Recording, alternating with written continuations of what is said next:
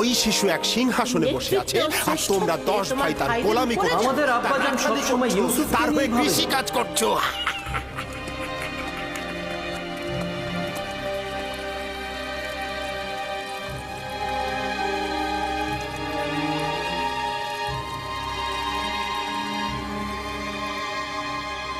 ইউসুফ খব দেখেছে তোমাদের নেতা হবার কিছু বুঝলে? এটা আর এমন কি, এটা ইউসুফকে জিজ্ঞেস করলেই হয়।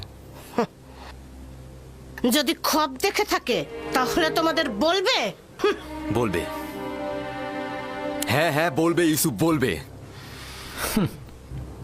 কিভাবে পলাতে হয় আমি জানি।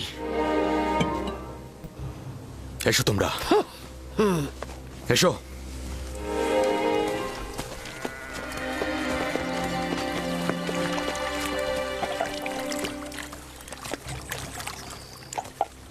ইয়াহুদা, সবুর করো।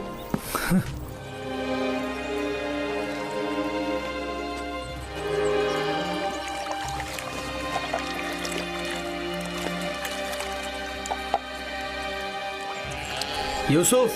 জি ভাইজান।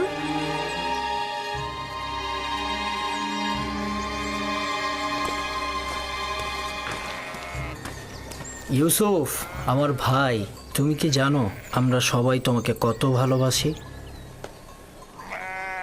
আমিও আপনাদের অনেক ভালোবাসি। আচ্ছা ভাইজান, আমি আপনাদের মতো কবে বড় হব? তুমি তো বড় হয়েছই। তুমি তো পরওয়ারদিগারের কাছ থেকে উঁচু মাকাম ও শ্রেষ্ঠত্বের খবর পেয়েছো। কোন মাকামের কথা বলছেন আপনারা? ওই যে ওইটা যেটা কালকে রাতে তুমি খব দেখেছ, খবটা কি মনে আছে? ওইটা যেটা দেখেছো।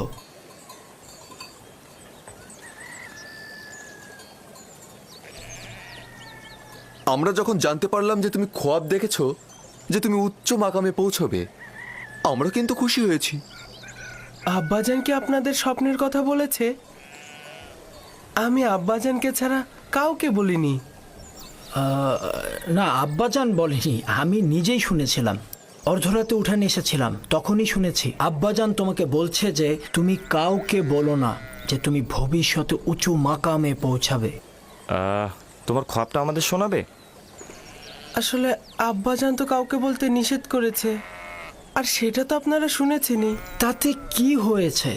তোমার ভাইরা তো তোমার আনন্দে শরিক হতে চাচ্ছে।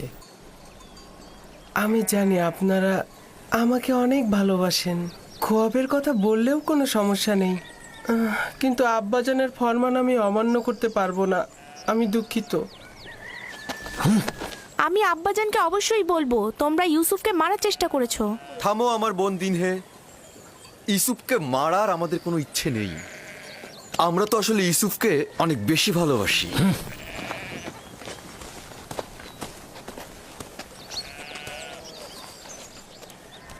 ইয়াহুদা তোমার উপর কেন রাগ করলো?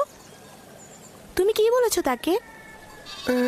সে যা জানতে চেয়েছিল আমি তা বলিনি, কিন্তু খোয়াবের কথা তো আমি আব্বাজানকে ছাড়া আর কাউকে বলিনি। তাহলে ওরা জানলো কি করে? ইয়াহুদার এই ঘটনা আমি আব্বাজান এলেই বলে দেব। না, বলো না। আমি আব্বাজানকে ভালোবাসি, সে কারণে আমি চাই না যে আব্বাজান ভাইজানদের কাছে গিয়ে ব্যথিত হয়ে ফিরে আসুক। দিনে ভাইজানরা কেন আমাকে ভালোবাসে না, যেখানে আব্বাজান স্বয়ং বলেছেন একে অন্যকে ভালোবাসা দিতে।